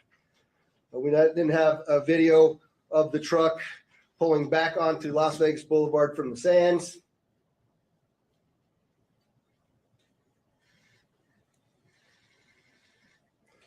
See that there? That's north on the boulevard from Sands at 8:39, where he then immediately heads to the Trump Hotel, pulls into the valet area, and as of course you all know, the explosion occurs within 17 seconds of his arrival at the valet. Smoke was coming from inside of the truck. Wow. We noticed the flash. That's the first time I saw that. That's pretty wild. That's pretty wild. I had not noticed that earlier. That's pretty wild. I'll never get an EV. That's what that tells me. I'm never going to own an EV. But I got a lot more about this story I want to cover before I get back to your comments here.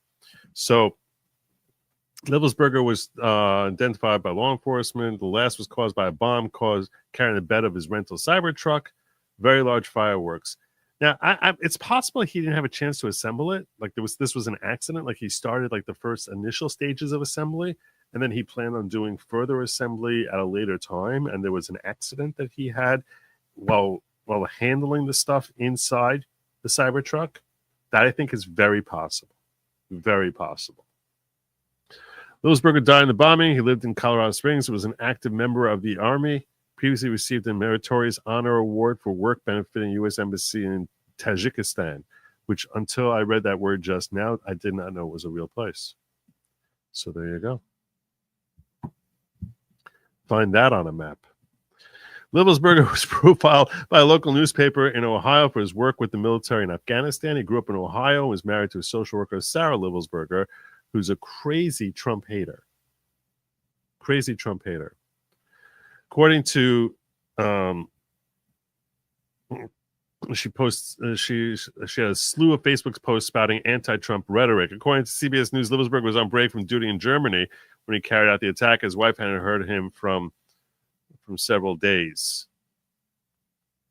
Property records reveal the record that the couple purchased a home in Colorado Springs. Now, I'm not going to kid you. It could be just the teeth. It could be just the little baby teeth that he's got there. He doesn't look like the sharpest tool in the shed. This is purely just speculation on physiognomy, but physiognomy, whatever the word is, I don't know. But yeah, he doesn't give the appearance of like this guy is, deep thinker. He's married to a crazy Democrat. Livelsberger is suspected of renting the truck in Colorado Springs and driving across the border to Nevada. They say he revealed that Livelsberger previously served at the same military base in New Orleans as terrorist Shamsuddin Jabbar, while on Wednesday drove a rented Tesla truck into a crowd of New Year revelers, killing at least 15 people and wounding dozens. How is that even possible? He served at the same base as terrorist Shamsuddin Jabbar. This is just difficult to understand. Some of you who are involved in the military, just you tell me, is that something that is unusual? How many military bases do we have Jabbar served Fort Liberty in North Carolina, previously known as Fort Bragg, which is why someone mentioned Fort Bragg before. Livelsberger previously lived at an address close to the base, but investigators have yet to confirm the location of the base the pair have in common. This is why people are saying, okay, this seems very interrelated. This is another reason why. You have the timing, which obviously is very sus, as far as them occurring within roughly 15 hours of each other. And then you've got this connection here of what's happening from Fort Bragg. That's weird. That's very weird. I believe that's weird. Fort Bragg also had that shooter several years back. Yeah, that was that guy Hood.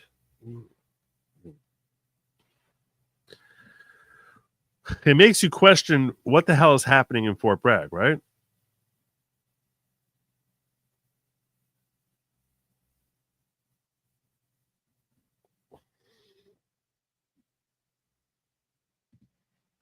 Livelsberger previously lived at an address close to the base. He served in the Army for 19 years, majority of which he spent in Special Forces. Suspected terrorists seemingly climbed the ranks through this time, having started working as an SF communications specialist in 2006. While holding that position, Livelsberger said on his LinkedIn that he worked on a nearly one-year contract with General Dynamics Corp., a firm specializing in aerospace and defense. He alleges he engineered and fielded the first mobile standoff hyperspectral imaging light guard Minotaur system during his time at General Dynamics Corp. General Dynamics said they have no record of Livelsberger. Weird. Livelsberger in 2015 moved into intelligence operations role within the SF and in Special Forces, and in 2016 received the Department of State Meritorious Honor Award. Recognized by U.S. Ambassador for interagency contributions that result in increased interoperability and efficiency while serving as the operations sergeant. So he has a pretty storied career here in the military, even if he's not telling the truth about what he's doing professionally, that they say we don't know who the hell this guy is. Now, they could be lying. I don't know. And here you see him with his dog. He seems like, your typical salt-of-the-earth American. I'm not going to kid you. If you don't read about his wife, you would assume that this guy is a Trump supporter. You assume most people in the military are Trump supporters, I guess. Certainly the jarheads, right? Look at what this lady got in the mail. It's a surprise. So here's more pictures. This is the Sarah Livelsberger sent this post out. Look what this lady got in the mail. Surprise! Perks of being a registered Democrat. Yay! Perks, excited women can't wait to slap this baby on my truck. And stupid stop bigotry with a picture of what's supposed to be obviously Trump. Unbelievable. Like one of your classic lefty loonies. Maybe that's what happened to him. Maybe this guy was salt of the earth, and then he started hanging out with this lunatic.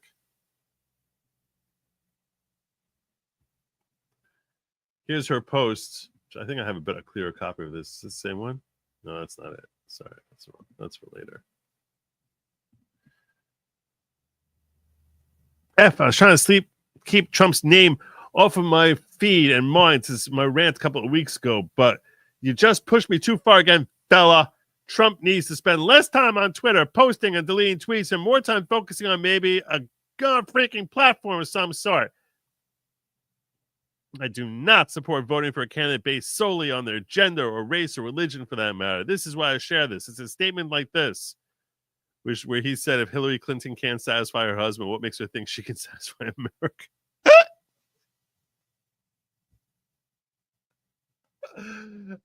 Donald. Triggering this chayara. Triggering her. This is why I share this. A statement like this, which will cause some women to go out and vote for Hillary Clinton based on the fact that she's a woman, because this is misogynistic behavior. This is all misogyny from the patriarchy. And the approval of it, it's divisive, terrible for equality. Will only further sexism. Will it? Will it really? Will it really further sexism? If Donald can't satisfy his wife, Who makes you think he'll satisfy America? Would that not also have been a similar comment, which would have worked just as effectively? Did people not make jokes about his body over and over and over again? But if he says it, it's sexist, right? Okay. I don't need to argue with this crazy woman. Let's just say that some women find it hard to trust male candidates and their ability to live in the 21st century. My body, my choice. Again, I do not approve of this. So, someone despite the truth, men will not vote for Hillary based on the fact that she has a vagina. Oh, God.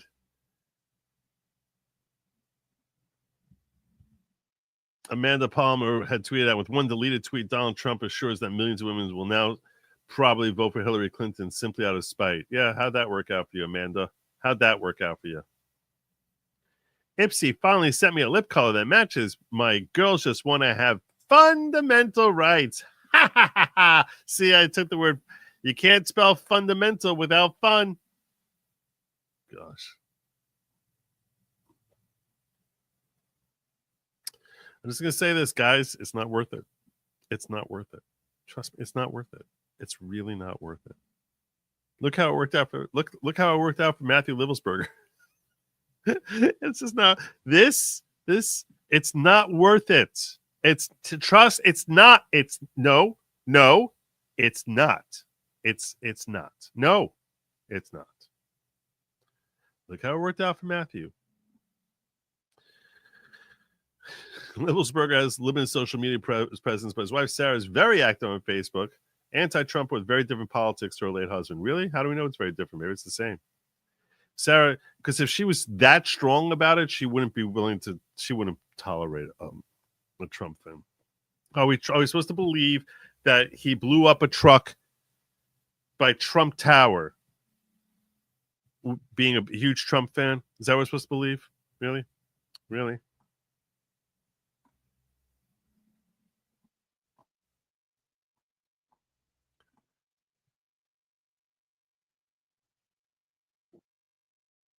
So there's your story on that. Let me catch up. But I have a third story I need to break for you soon in just a moment. Let me catch up on some of my chats here. I'm starting with the ghetto because I don't want the ghetto to be mad at me. And because I want to show my gratuity to Rumble. Let me start with the ghetto. But they highlighted me. They did. They highlighted me yesterday. It was second editor's pick. Second highest. Right behind Russell Brand. That's pretty good.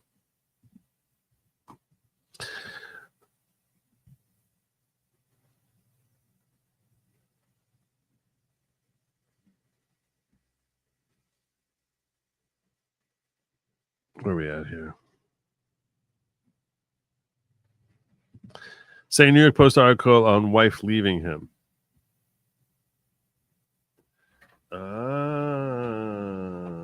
His wife left him. So you're saying maybe, just maybe he was trying to get her back? He was trying to earn Curry favor?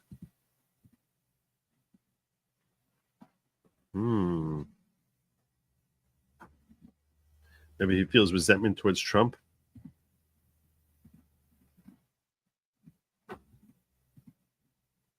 That he cost him his marriage? I don't know. This is what Allegan shared with me. Thank you, brother. The wife of Army soldier who blew up Tesla's Cybertruck outside the Trump International Hotel in Las Vegas Wednesday broke up with him 6 days before he killed himself inside the vehicle, according to law enforcement sources. He left his Colorado Springs home the day after Christmas following an argument with his wife over apparent infidelity.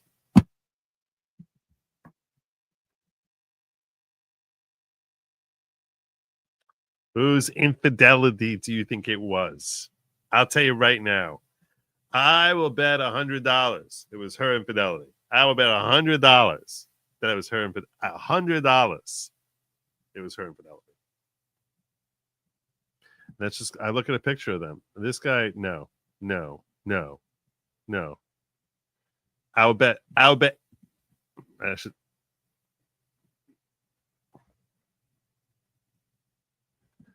Beta.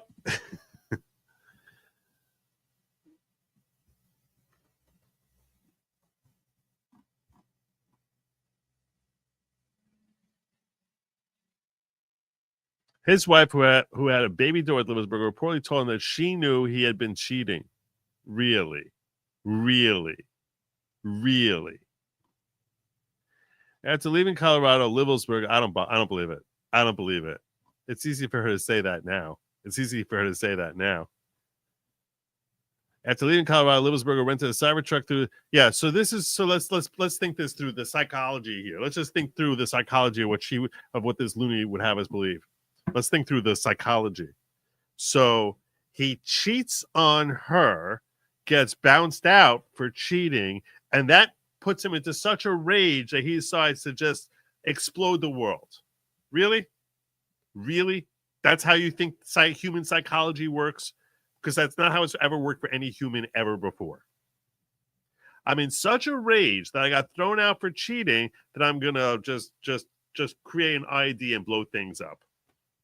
No, that's not how it works. That's not how life works. That's not how humankind works. He'd be feeling embarrassment, shame, regret, maybe a little anger directed towards her or towards the woman he was. If he had. Then you look at his face and you're like, this guy looks like Officer Doofy. I'm sorry, there's no way on earth this guy was like got a second slice of pie. No, he looks like your classic. This is your classic beta dude. Classic beta dude right here. Please. No.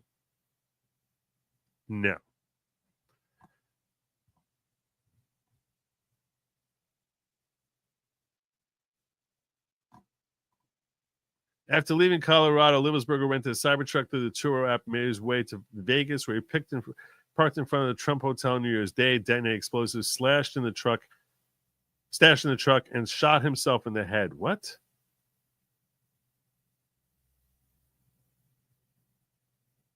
He shot himself in the head? Well, I didn't know that. That's news to me.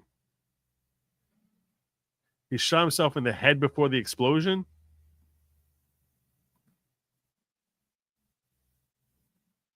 So that's what we're supposed to believe? He shot himself in the head before the explosion? Out of like rage that he cheated on his wife? Unbelievable. Found inside the vehicle with a self-inflicted gunshot wound to the head.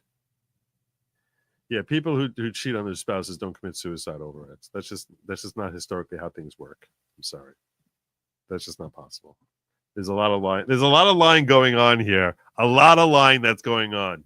I'm not saying that the New York Post is lying here.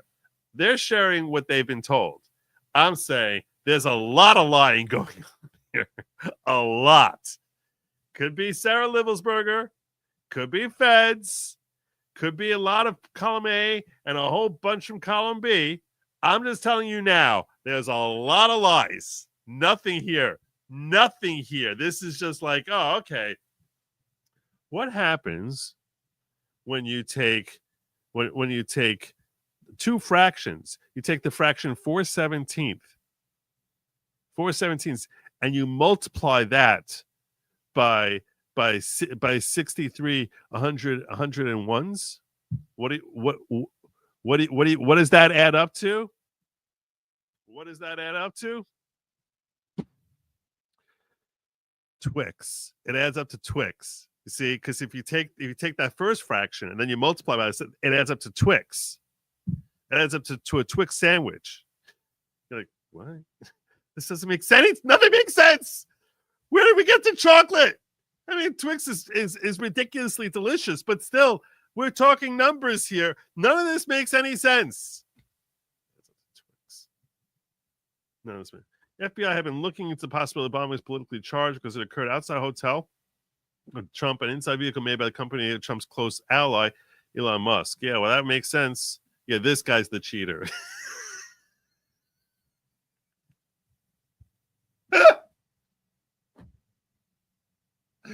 Yeah, he's the guy who was cheating. Yeah, totally buying that. This is the guy. This is the guy. Oh yeah, he's totally the cheater.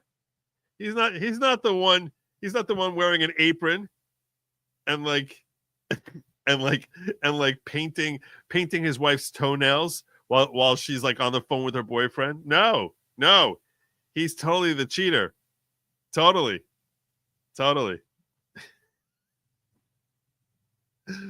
Oh my God.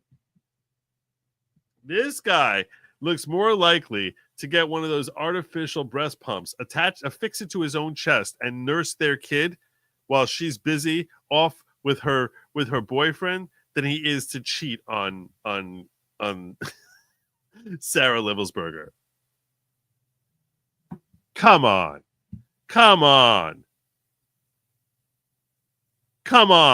Look at this soy boy. Look at him.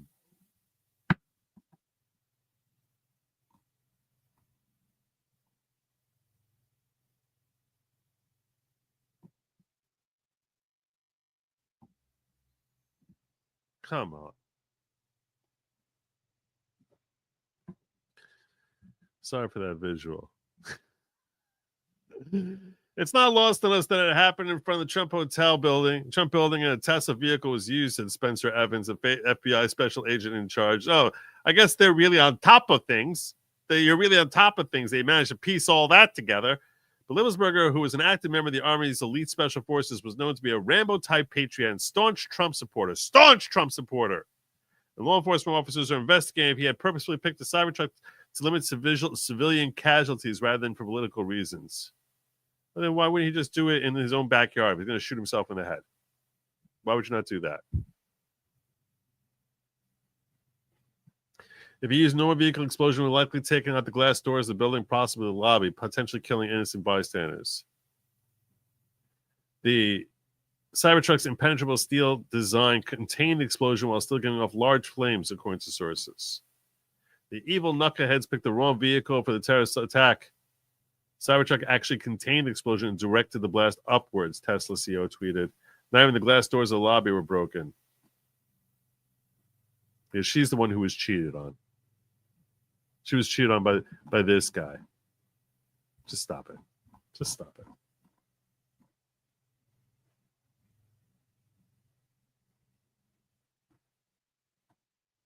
Reportedly broken up with him. Reported that she's saying it now about her dead husband.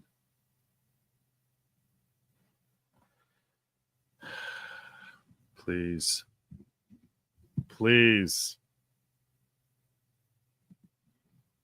No. Again, I'm sorry for that visual that I gave you.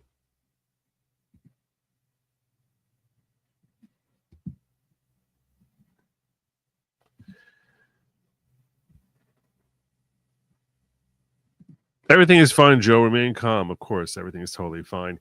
I'm not religious, but my alignment is Judeo-Christian. No, that's fine, Jadine.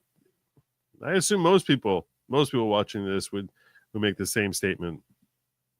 Coroner said he shot himself for explosion and had a hole in his skull. Yeah. Limit time 6 days from when broke up with wife, and they spent 3 of it driving. I drive all the way to New Mexico from Colorado to get to Las Vegas.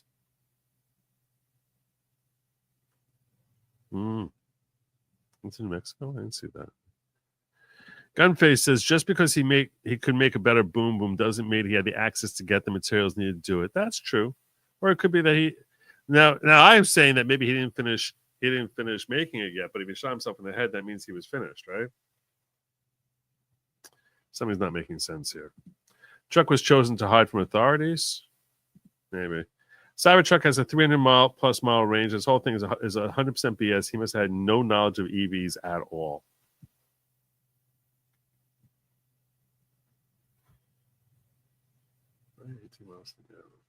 The only 300-mile range is not terrible. It's not terrible at all.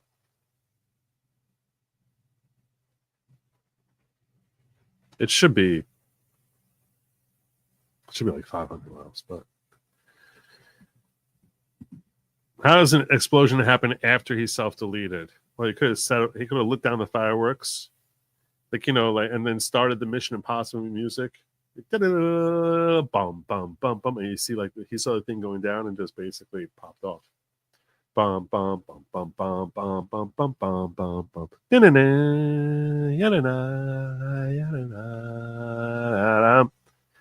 Bum, bum, bum. Na, na, na. Ratcliffe Patel can't clean the sewer fast enough. True facts. Both these Bragg alumni are patsies. They're playing out like a plot from really bad 80s and 90s straight-to-video spy movie starring Michael Paré. You actually have a movie in mind. Slow your roll, basic training. Yeah. The Trump, that was basic training. So you're saying they're not connected because it was basic training. And there's a reason to think that they had contact since then. It's really weird. How uncommon is that? So the Trump golf course shooter visited Fort Bragg 100 plus times. What's up with that? Some people need to be looking at Fort Bragg by now, right? Many vets have PTSD after realizing they killed innocent people in wars caused by U.S. regime change operations radicalized by killing non-enemies. Okay. Did the wife make the booms to get rid of husband? I doubt it. Maybe that's why they're so poor. I don't know.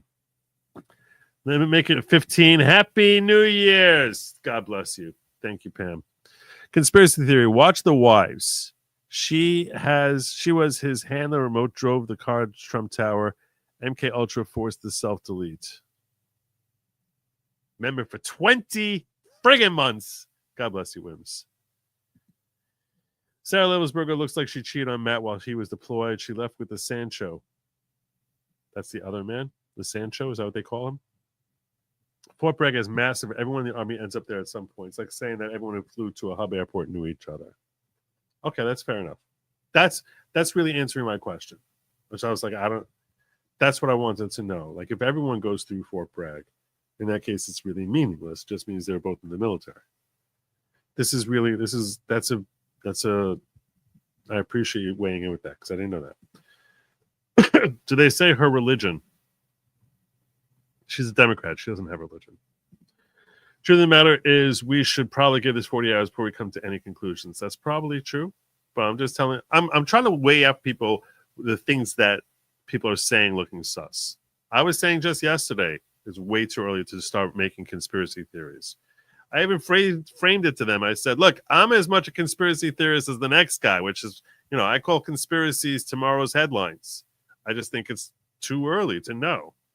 And all the things people are pointing to, when it comes to like, is it terrorist or is it, who's behind this? Terrorists or the government? And all the things you're pointing to as far as the bungling and stuff like that, that bungling could be done by the government or it could be done by terrorists. So you really don't know.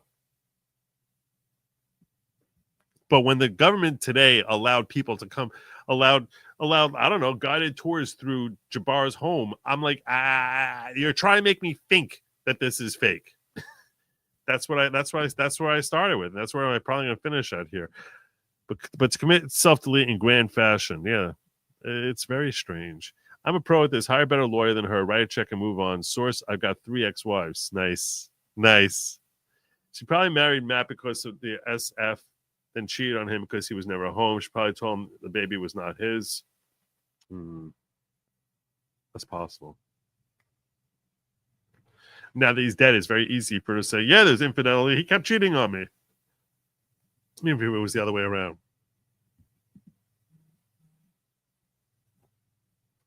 Remote detonated? Presidential Medal of Freedom to J6 committee after all the latest revelations. After all the latest revelations? I talked about this earlier on. I want to say roughly, I'm going to tell you around what time it was. Just if you want to find me talking about it. I think it was Pam who brought it up. She brought it up at 10:20, so I probably covered it around between 10:20 and 10:40. So you want to look between 20 and 40 minutes in when I was talking about this. So like roughly an hour ago. Roughly an hour ago.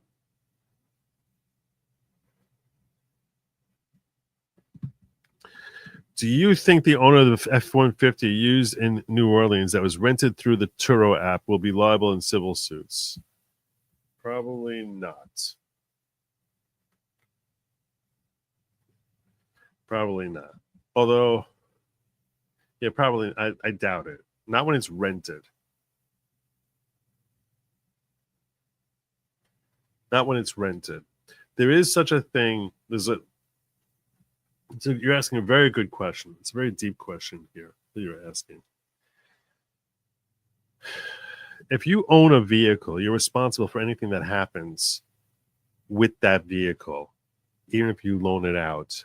But if it's rented out, I think that severs your connection to the vehicle. And we view the lessee as having exclusive liability. It might be different with malfunction in the vehicle itself. Probably should be. But there is a notion. So, you loan your car out to a friend or anyone, and they get into a car accident, they kill someone, you as the owner of the vehicle could be held liable. That's essentially what Beautiful Messy Ball is leaning into, I believe, with this question. I think that makes it it's a very intelligent, legal, and insightful legal question. I think I've never had to look at it, so don't quote me on this.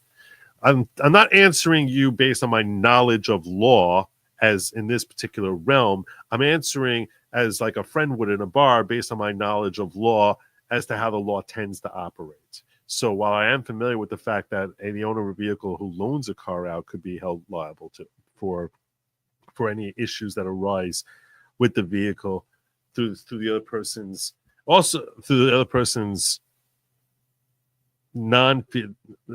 would apply to negligence also. There could be a severing of that liability. I don't know about this, whether its liability gets severed. Let's say you loan it to a friend and your friend decides to go on a driving rampage. So now he's forming his own criminal intent. That might be able to sever your liability also. So those are the two arguments I would say to why the owner here would not be liable. One is because it's rented, not loaned, and two, because his intent to do harm with it could sever liability for the owner of the vehicle. Great question, though.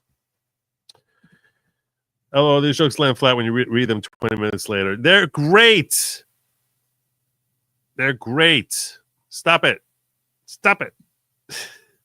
Don't forget both men use the same app to rent. Yeah, I don't know what to make out of that. I'm not familiar with the Turo app. So that's like saying two people use Tinder to me. I don't know that really has. I've seen a lot of people make a big stink about that, and I don't really know what to make out of that. That's like telling me two husbands who killed their wives, both of them met their wives through Tinder. I'm like, okay. At this stage, I can't make anything out of that. But you're certainly not the first person to make that connection. A lot of people made that point. Friends near maniacs. I knew this was going to happen. I knew this was going to. As soon as my father used the term neuromania, I was like, "Why, Dad? Why? Why would you do this?" He's mentioned to me how he created this fictional country Nearmania for his students in class in the past. And I was just like, and every time he said it, I never said it out loud. I don't think I ever said it out loud to him, but I was thinking to myself, please don't ever use that word in public. Please don't ever use that word in public. And I never said that to him, so I guess it's on me. But I knew that was going to happen. As soon as he said it, a little piece of me was just like, well, here it comes. Here it comes. You guys are never going to forget that. I know it. I know it. Oh, God. He shot himself before the Cybertruck exploded. Yeah, we got that. Thank you, Nana. Presidential Medal of Pardon for the J6 committee. Joe Biden giving America a giant middle finger. Did he give them a pardon? I didn't hear about pardon. Was there a pardon? That's a different thing. I don't think he gave a pardon. I didn't see anything about that. Read the rental contract. There should be a clause about using it for nefarious activity. Likely true. Likely true. But just because you have a contract which says if you use it for nefarious, that wouldn't necessarily operate to protect you from the law. If I loan you my vehicle and I say when I'm not going to be held liable for anything that you do accidentally. For anyone, any person who accidentally run over, that wouldn't exonerate me in the eyes of the law. So just because the contract might say that, that doesn't mean it would actually help. Is Sarah's first wife Exis is another current wife, Jennifer? Oh, is it? Is that what this is? Is that why this woman looked very different? Now I'm all confused. Now you got me all confused. Because that blonde woman did look different from the brunette from 6 years ago. In the early, now I gotta find this out.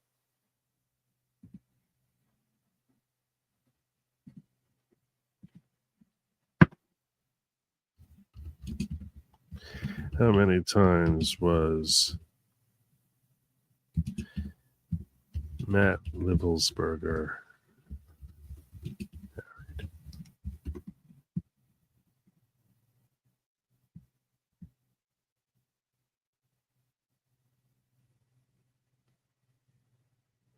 Oh, you're correct.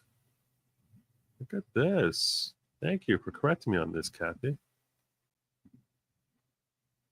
Look at this. Based on available information, Matthew Livelsberger was married at least twice. First was to Sarah Wilson Livelsberger, and he was also reported to have been married again after his divorce from Sarah.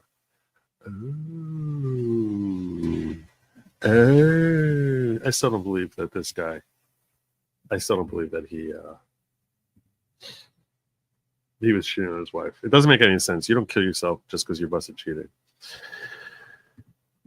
In the early 2000s, over a 6-week period, 4 soldiers at Fort Bragg killed wives upon returning from the Armed Force, the AFG. 3 were special forces.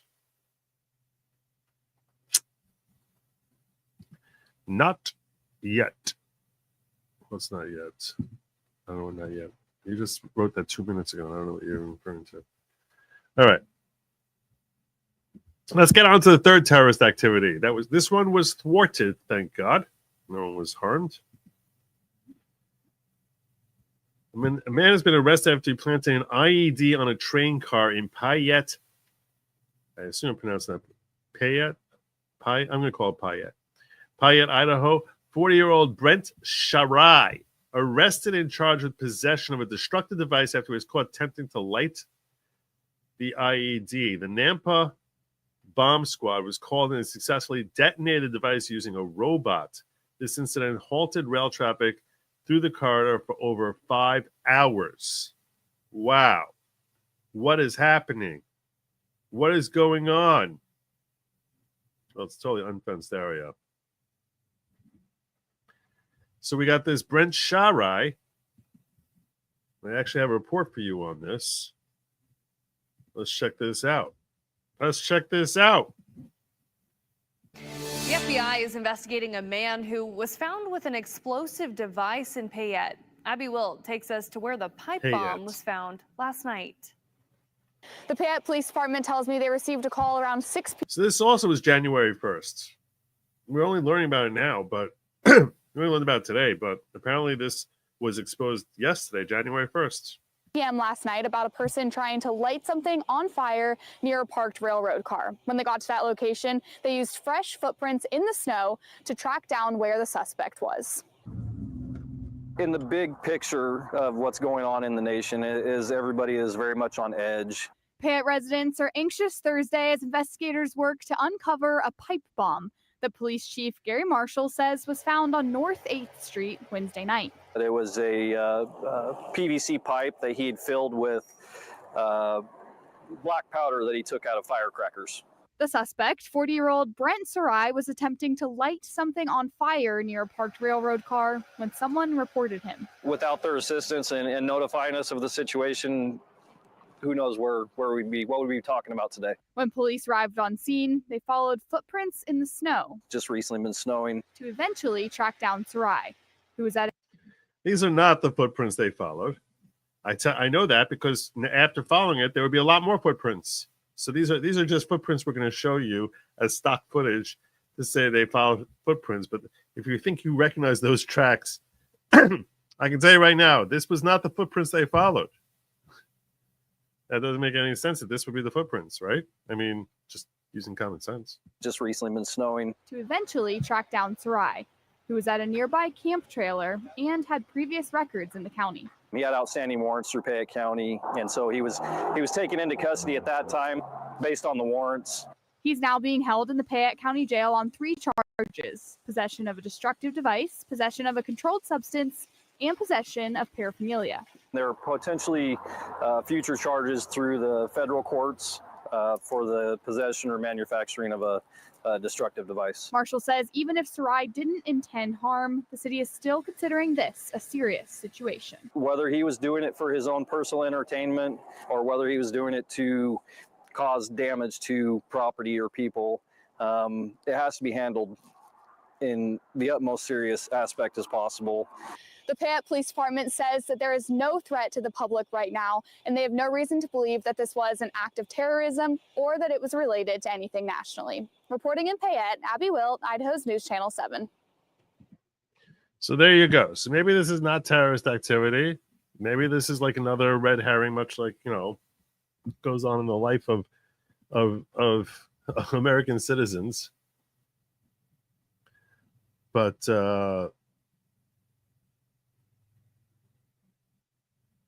yeah, I don't know. I don't know what to make out of it. I don't know what to make out of it. I don't know what to make out of it. I don't get it. Other than, this is the report. This is the from the police department's post that they put up there. 40-year-old Payette man arrested for possession of destructive device. Make this a little bigger for you all so you can see it better. I can do this better. Not much better.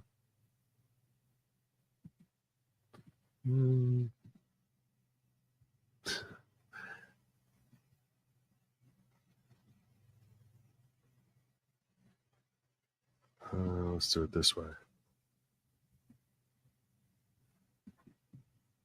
Let's do it this way. I know how to make this bigger.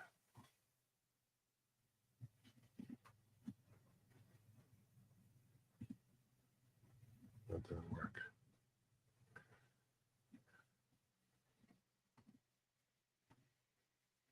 A 40-year-old Payette man arrested for possession of destructive device. January 1st, 2025.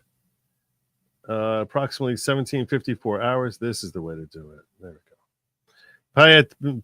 Payette Police Department officers who dispatched to the area of 600 block North 8th Street regarding a suspicious subject who was observed near a parked railroad car attempting to light something on fire. Upon arrival in the area, officers observed fresh footprints in the snow, able to track them to a train car where they located a suspected undetonated improvised explosive device. Follow the fresh prints in the snow to a camp trailer that is parked near a residence in the 600 block of North 8th Street. And that is Brent Sharai, attempting to flee from the camp trailer on foot, but surrendered to Payette police officers after a short foot pursuit. Sharai was taken in custody, time of outstanding Payette County warrants. He was later booked into the Payette County Jail on these warrants, as well as additional charges for possession of destructive device, felony. Do it that way. Due to dangers posed by the IED, the Nampa Police Bomb Squad was requested for assistance in rendering the device safe. Union Pacific was also notifying all trains scheduled the incident site, to travel through the incident site were put on standby for approximately 5 hours. Search warrant was obtained and executed in the camp trailer Shirai was in,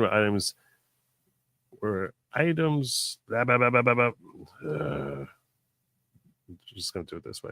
Similar to the device found in the train car were located, as well as controlled substances and paraphernalia. As of this time, he's charged with those crimes, as we just saw there. You guys think that this is anything related at all to the terror, or you think that we're never going to see a connection here? That's my first question for you.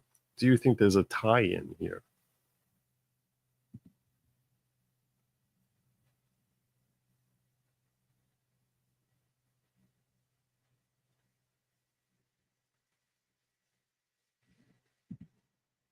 Peeking over here.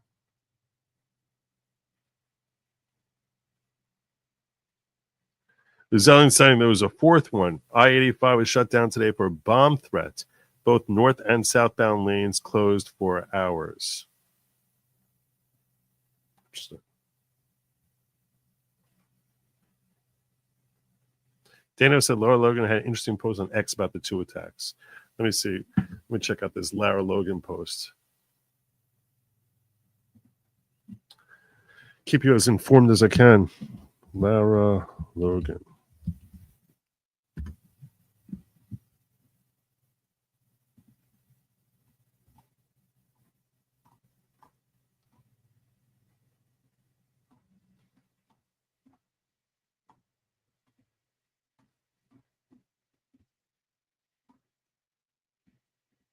This is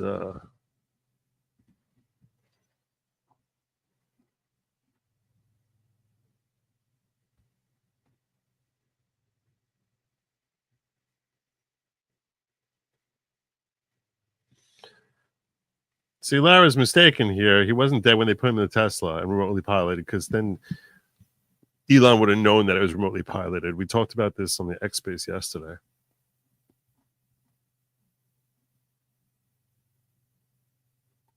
Oh, I heard about this also. Commercial. There was a plane crash in a commercial warehouse, but I don't think that's related to anything. All right. I bet someone is paying attention as significant acts of terror are popping up in different places across the country, from Idaho to New Orleans, and so on. And that's just what we know about.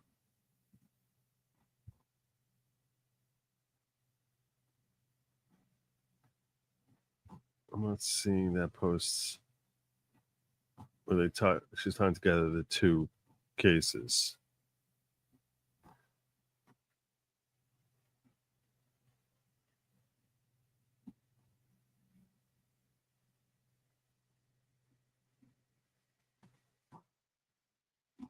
Yeah, if you saw this story about him permanently banning more offshore oil drilling to lock in difficult to revoke rules, yeah, he can't. There's nothing he can do that Trump.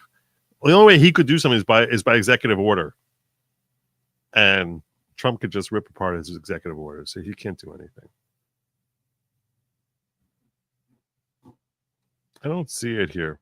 I don't see the tie-in thing that you're referring to. So, sorry about that, Dano. Joe, I tagged you in a post. Denise Ann says, I tagged you a post on X about a driver in New Orleans. No way she's legit. My handle on X is Denise Ann 2.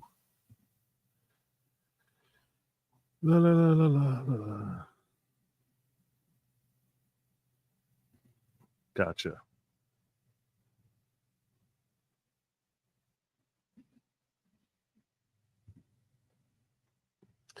Absolute biggest crock of crap I've ever seen in my life. Sorry, must be said. There's no way the reporter would be given access to this house a little more than 24 hours after the events. There's no way religious texts would still be in the house after a warrant was served for an Islamic terrorist, whether it's a U.S. citizen or not. The house would be thrashed. There was just way too much to go unpack into this absurdity. I would imagine the prosecutors and investigators are absolutely dumbfounded at this. Am I right? That's, yeah. Yeah.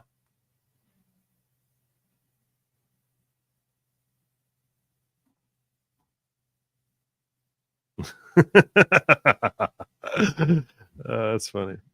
That's funny.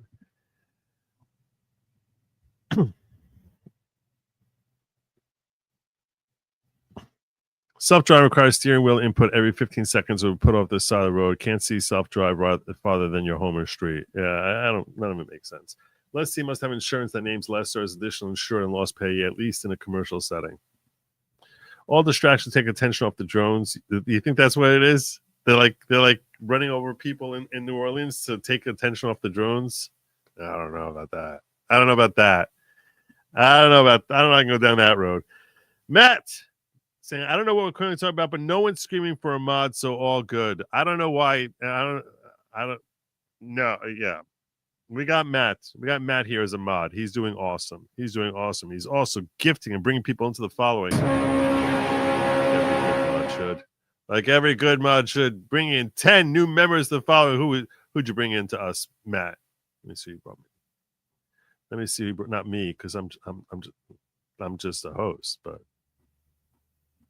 I'm definitely not the leader of the following. But the following 10 people should express their gratitude to Matt Skinner for bringing them into the following. That includes David Markham, Fletcher Boy, Tara Rayner, Paulie D, Paulie D, Hi Sparrow.